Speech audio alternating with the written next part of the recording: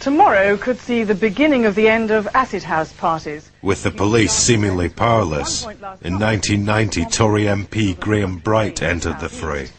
Graham Bright, the MP for Luton South, is bringing in a private members' bill which could result in organisers being jailed and their equipment seized. But making the parties illegal only attracted more criminals.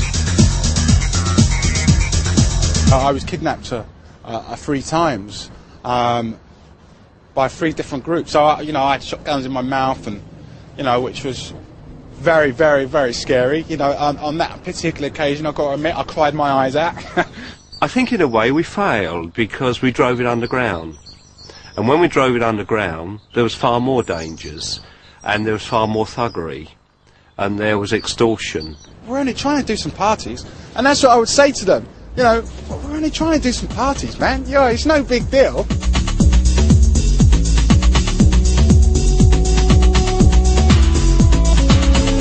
I think there was a kind of unconscious reaction to the idea that Margaret Thatcher had propagated, that there is no society. And I think people created their own societies unwittingly in defiance of that statement. It's great to see how it kind of broke down all social barriers but racial barriers as well, in the sense of, we wanted to dance to one kick drum and this is it, bang.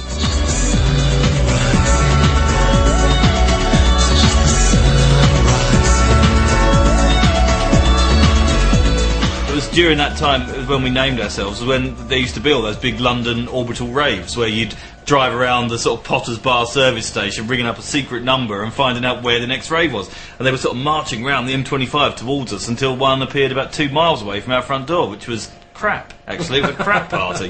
Absolute rubbish in a big cow tunnel.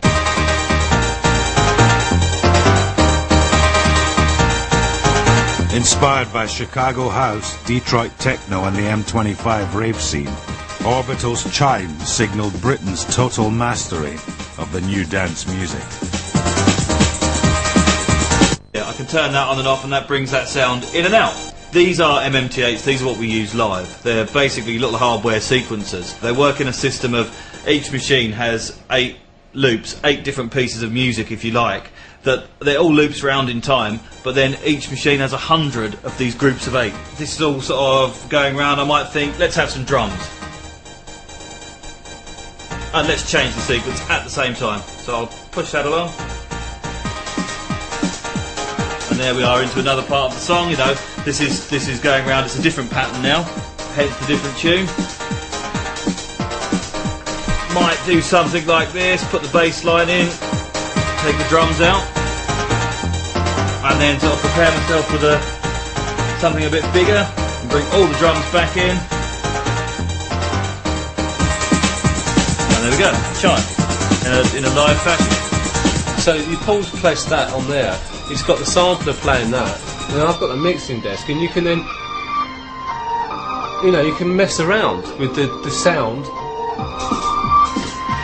Sort of played it to Jazzy M, and his eyes nearly popped out of his head. It was quite unique, and it was a unique sounding tune. It had all the kind of acidy twitterings in it, reverse strings.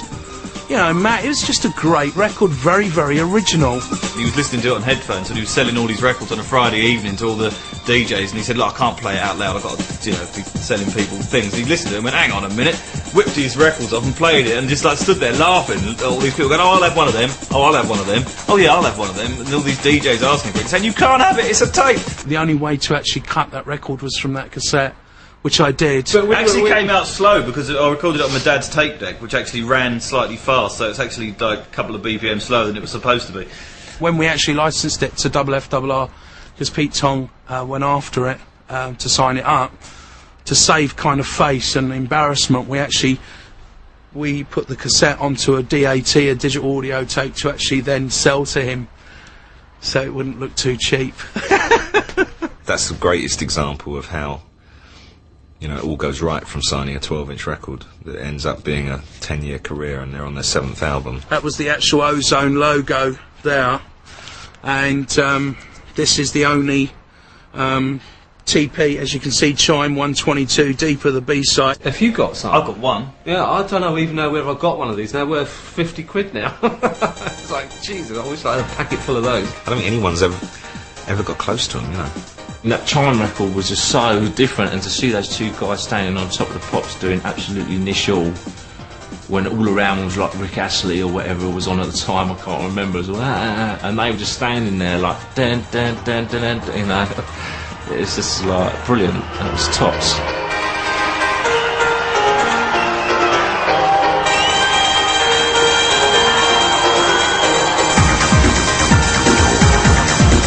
By the end of the 80s, the house music of America had effected a massive social and cultural revolution in Britain.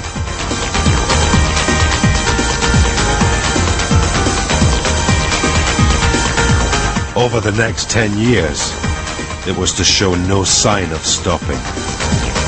Come on.